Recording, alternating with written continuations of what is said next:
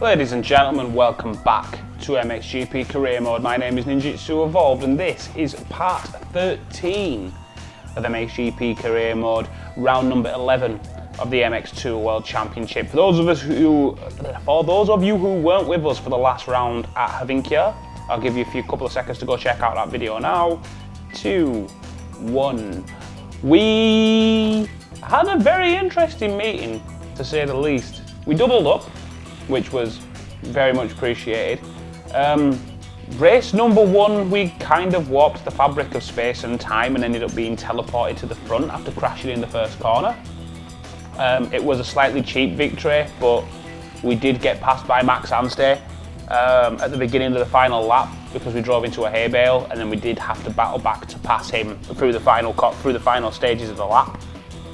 The second race, we got an okay-ish start. We was riding up through the middle of the field and we jumped up from like 12th to 4th, and then we got taken out. And then we had to battle our way through the field from, I think we were 14th at one point, and we battled all the way through to win. So despite a dodgy first race, we did manage to pull it back properly for the second one. So we'll just have a quick update on the standings. We now have a 60-point lead over Jeffrey Hurlings at the top of the standings. Charlie A, our teammate, is 5 points further back from him. Max Anstey in 4th on 82. And you can see Lupino 301, Ferris 284. You know, there's a gap there. I mean, it's 160 points that are on offer. There's a maximum score with 4 rounds remaining of 160 points. Which basically means that, like, from Coldenhoff down, all those riders are now out of the running.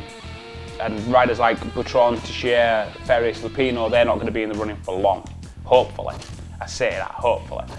Obviously it's a 200-point maximum, but if I finish last in every race, I'm scoring 5 points a race. That's what I mean by it's a 160 remaining. But enough of my waffling, we're going to jump straight into the Lausitzring. Anyone who was with us before for part 2, when we came here as a wild card, knows exactly what we're capable of here. As you can see, same settings and whatnot as it always is. 3 laps, race is only realistic AI difficulty, and the only assist that we have is an automatic gearbox. All the physics and everything are on professional settings. So yeah, this could be potentially our 3rd double in a row if we get away well. I don't want to jinx us, but I think we should have the pace to do that here at the Lausitzring.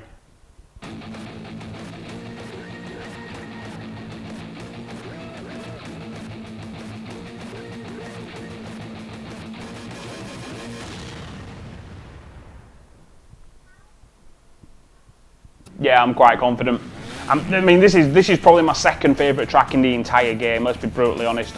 I've said 1,000,001 times, my favourite track is Kagham's, and I like to prove that with a double victory. I proved that with a double victory last time out. Well, the time before last, should I say, because last time it was Havinkia. But we're on the back of 2 doubles, and I would definitely like to make this a 3rd.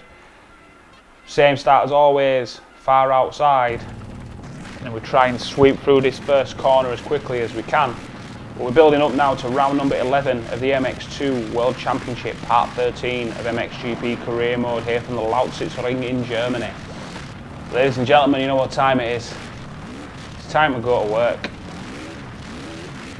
Right, give me a good start. Come on. Come on, come on. Getting away well with the front, boys. P2, P3 at the minute. Sweep all the way around the outside. Whole shot, that's what I'm talking about. Even though we got a bit wild off that corner and now we're starting to lose positions. But we know we're fast through this little ribbon section. Ooh, Butron nearly went over his handlebars there on the left-hand side of us. That's always helpful, because that's just going to let us break away a little bit more. It's going to affect him all the way through that ribbon section. Now we can just push on at the front. Oh, don't like that jump. Now this jump I can normally clear in a 1 of though.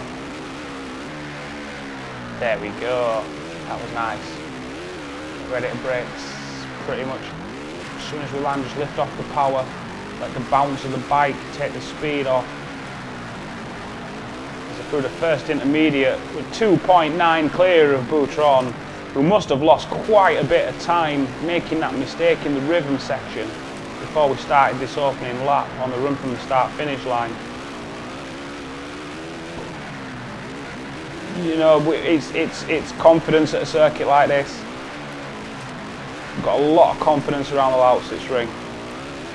Really feel like I can just push on at the front, run my own race, and nobody has an answer as we go 3.7 clear now.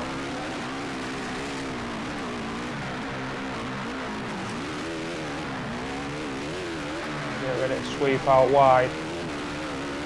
All the way back to the... Oh, I turned in a bit early, which meant I had to reduce the turning angle halfway in, otherwise I would have ridden straight into the advertising boards on the inside.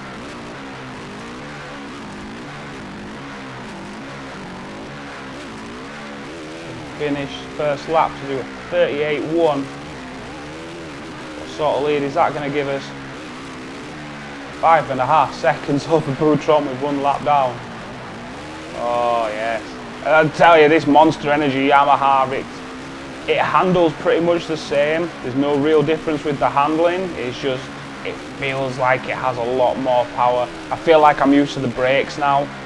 I mean, I think part of the feeling why I felt like I had dull brakes at Havinkia was because it's not a track that... Well, it's a track that I'm good at. Can't deny that with the fact that, you know, we won the second race the way that we did, but because it's a circuit that doesn't really stick in my memory and it's trying to find the braking points all over again, it just felt a bit off. Whereas here, oh, the bike just feels tremendous. That's probably more, that might be more to do with the circuit, to be honest. Oh, we carry a bit too much speed there. Flying though. It's almost a second quicker than on the previous lap through that split. As we are 8.7 seconds clear at the front. Try and get this angle right. Come on, come on. Now that's much better. Oh, nearly dropped the bike. Tail tried to break away. We managed to keep on top of it. Only just. Keep on across the line to do a 37.3.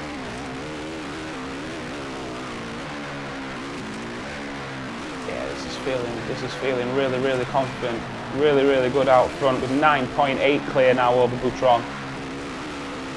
There's a second place, man. We go past him. Oh! See that jump? That jump there is very difficult on these bikes. It's a lot easier on the MX1s because you've got that extra power and that just gets you clear. Bike tried to come up at me then as we went over the top of the jump. So we've lost a bit of time there through that first sector. We've lost a couple of seconds with the crash. But we did have a 9-second lead, or near 10-second lead. It was 9.8. It's gone down to 8.3. We've lost a second and a half, so it's not too much. It's not enough to worry me at all, especially not with this pace that I know that I've got. We keep pushing on. Just keep pushing on at the front. Watch this, will be more than an 8.3 now. We'll be back up to, oh, we've nearly come off the bike, getting clattered against the hay bales. 10.5 is the lead now, but I don't know where we were going then. I mean, I guess I don't have to worry, but all of a sudden it all turned sloppy through the final sector, and the last time that happened was at Ernée in France, and if you remember what happened there, we took a bad final sector of the final lap of the first race, and that form pretty much continued through the entirety of the second race. We never really got out of the blocks in the second race. We're going to win though. I'm going to take a comfortable victory.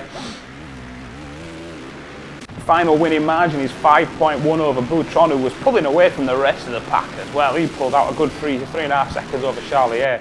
So Charlier third, Anstey fourth, Hurlings fifth, Rapinoe ninth.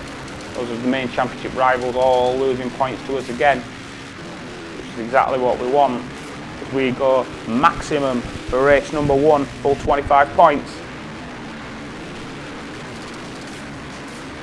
Okay.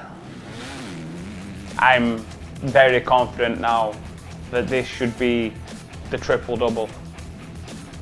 I'm not thinking about an A, even though I just started talking about it. I'm not thinking about how easy it could be to throw this away at this point. I'm thinking about how we're going to ride away into the sunset, how we're going to dominate the race. To dominate the race from the front. So as we head out onto circuit for race number 2 here at the Lausitzring.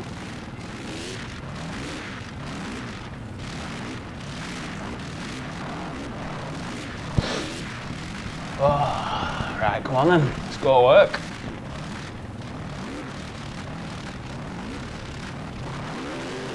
Give me a good start. Let's see if we can go back-to-back hole shots.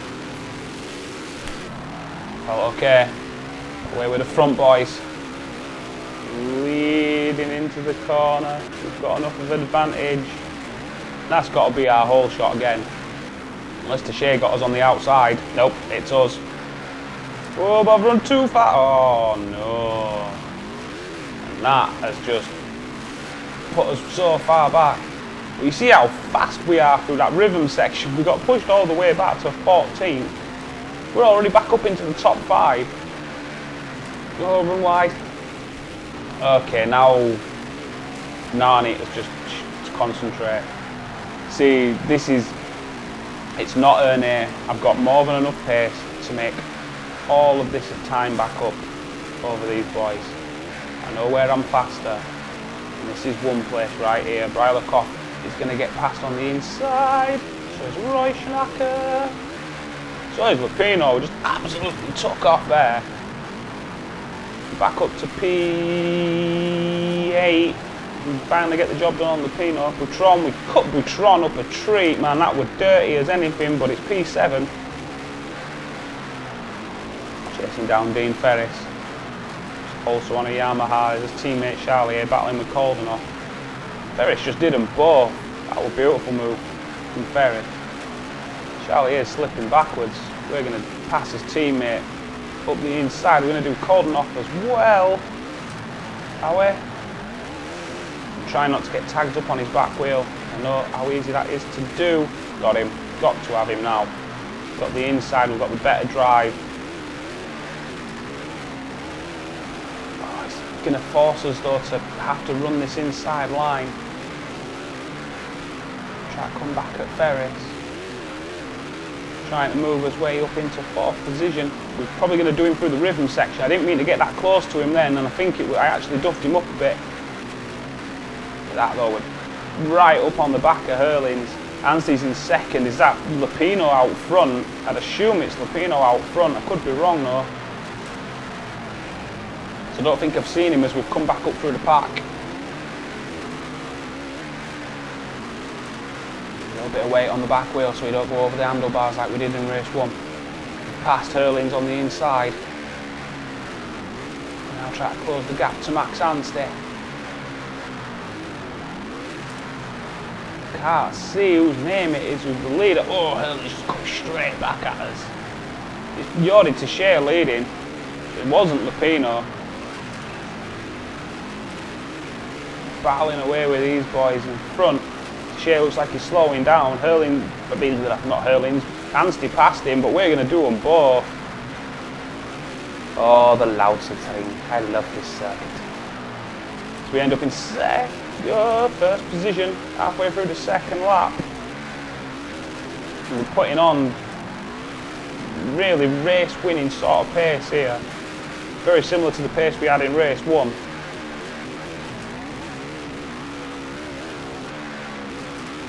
Hurlings has forced his way up into 2nd place. He's trying to go with us. Don't think he's got the power, don't think he's got the pace to. But he's going to give it a go.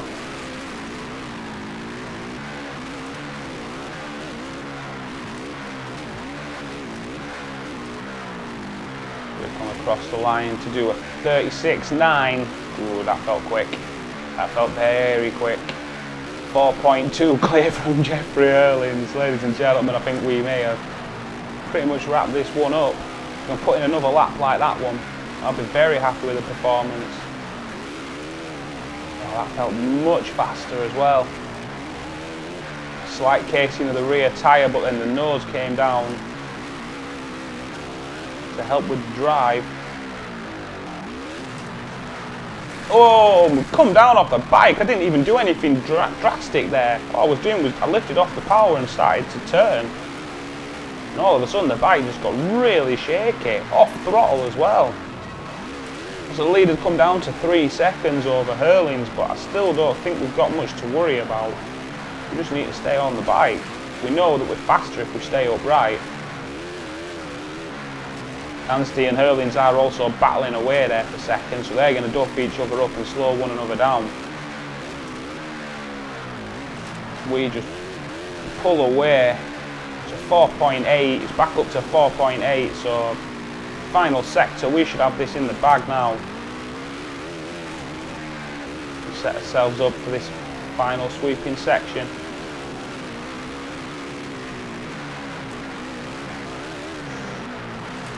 Cut that corner a little bit too much, but stayed on the bike. That's all that matters, because we're going to come across to complete the triple double. Back to back to back race victories, 6 in a row. Now that's perfection. That's exactly what we needed. We win, Hurling second, Anstey third. In terms of other championship rivals, or people who were, Charlie in 8th, Lupino in 10th. Yeah. Well, that's a great victory. That's exactly what we needed. Another double, 12 more points gained in the championship. So I believe his advantage should now be 72 over Hurlings. Hurlings and Anstey both ended up scoring 38. Charlie A scoring 33. Lupino on 23. Yeah, the championship lead is 72 points. On 452, Hurlings on 380. Charlie A on 370. So 72 point lead. If we outscore Hurlings by 8 points at the next round, then we will have the championship sewn up before we even reach our home Grand Prix at Matterley Basin in the UK. We're going to celebrate the victory because it was absolute perfection.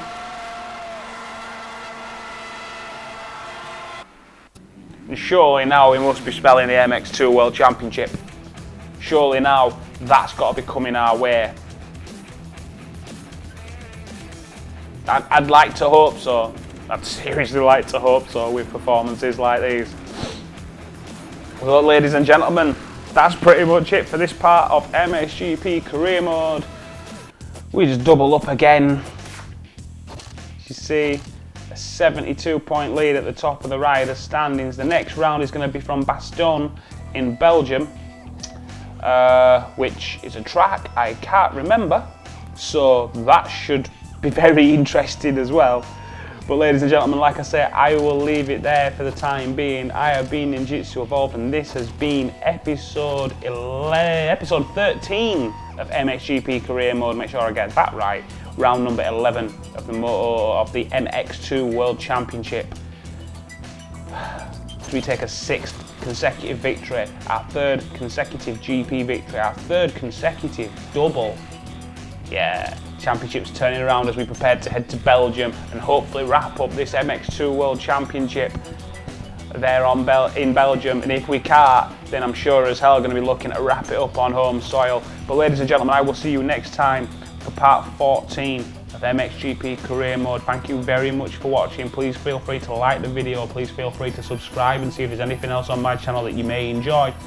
I'm sure you'll hopefully find, I'm hopeful that you will find something. But until next time, thank you very much for watching, and I'll see you all again in Belgium. Bye bye.